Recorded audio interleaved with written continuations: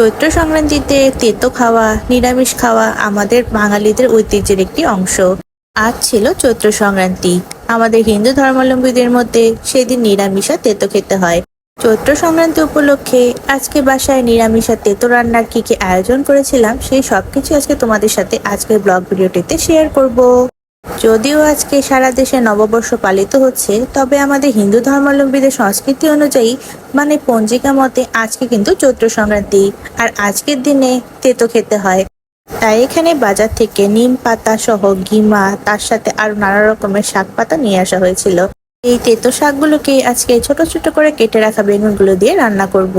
তো নিম পাতার তেতোটা রান্না করার আগে এখানে আমি ডাল রান্না করে নিয়েছিলাম। যেহেতু আজকে সবকিছু নিরামিষ রান্না করব, তাই এখানে মুগের ডাল রান্না করেছিলাম লাউ দিয়ে।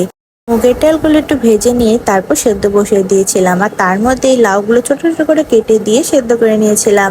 এটা সম্পূর্ণ নিরামিষ ডাল ছিল, তাই এটা বাগারের জন্য আমি শুকনা মরিচ, তেজপাতা আর গোটা জিরে ইউজ করেছিলাম। সেই সাথে এতে আমি অল্প পরিমাণে আদা বাটা ইউজ করেছিলাম। একদম সিম্পল লাউ দিয়ে মুগের ডাল রান্না একদম কমপ্লিট। এই ডালটা নিরামিষ হলেও খেতে কিন্তু দারুণ লাগে। সেই সাথে কিছু ভাজাভুজি না থাকলে তো একদমই চলবে না, তাই এখানে কয়েকটা আলু ভালোভাবে কেটে নিয়েছিলাম। সেগুলো একদম নিরামিষভাবে ভাজা করে নেব। নিরামিষভাবে যেহেতু ভাজা করব, সেজন্য ফোড়নে দিয়েছিলাম কালো জিরা, শুকনো মরিচ। এর মধ্যেই আমার কুচি করে কেটে রাখা যে আলুগুলো ছিল সেটা দিয়ে দিলাম। তার মধ্যে আলু যেভাবে ভাজা করা হয় সেভাবে আর কি লবণ আর হলুদের গুঁড়ো দিয়ে দিয়েছিলাম। আলুটা এখানে ভাজা হতে হতে আমি এখানে নিম বেগুন রান্না করার জন্য বেগুন কুচি কেটে রেখেছিলাম, সেগুলো ভাজার জন্য দিয়ে দিলাম। বেগুনগুলো আমি একদম ছোট ছোট করে কেটে নিয়েছিলাম। এগুলো তেলের মধ্যে লাল লাল করে ভেজে নিতে হবে। এদিকে আমার নিরামিষ আলু ভাজাটাও কিন্তু একদম কমপ্লিট।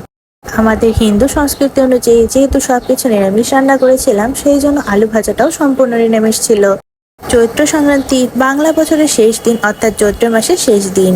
এটি বাংলা নববর্ষের আগের দিন পালন করা হয়। এখন সেই দিন কেন তেতো খাওয়া হয় সেটাই বলি। চৈত্র সংক্রান্তির সময় আবহাওয়া গরমের দিকে যায়। এই সময় তেতো খাবার খেলে শরীরে ডিটক্স বা পরিষ্কার হয়, এমন একটা প্রচলিত বিশ্বাস আছে। সেই সাথে এই সময় তেতো খেলে নাকি হজম শক্তি বাড়ে, তার সাথে রোগ প্রতিরোধে সহায়ক হয়।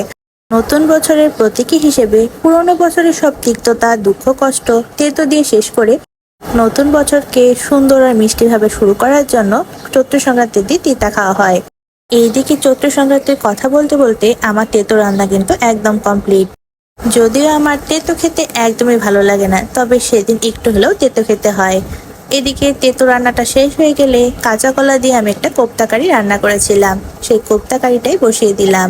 কাঁচা কলার কোপ্তা কারিটা আমি কিভাবে রান্না করেছিলাম, কি ইউজ করেছিলাম, সেই রেসিপিটা তোমাদের সাথে আমি পরবর্তী অন্য কোনো ব্লগে শেয়ার করব। কারণ রেসিপিটা এখন শেয়ার করতে গেলে ভিডিওটা কিন্তু অনেকটা বড় হয়ে যাবে। এই কাঁচা কলার কোপ্তা কারিটাও কিন্তু আমি একদম সম্পূর্ণভাবে রান্না করেছিলাম। কোনো রকমের পেঁয়াজ রসুন কিছু ইউজ করেছিলাম না। দেখতে যেমনটা সুন্দর হয়েছিল, খেতেও কিন্তু অনেক বেশি মজা হয়েছিল। নিরামিষ এই রান্নার রেসিপিটা তোমাদের সাথে পরবর্তীতে শেয়ার করব। যাই হোক, এদিকে কথা বলতে বলতে আমার সবগুলো রান্না একদম কমপ্লিট।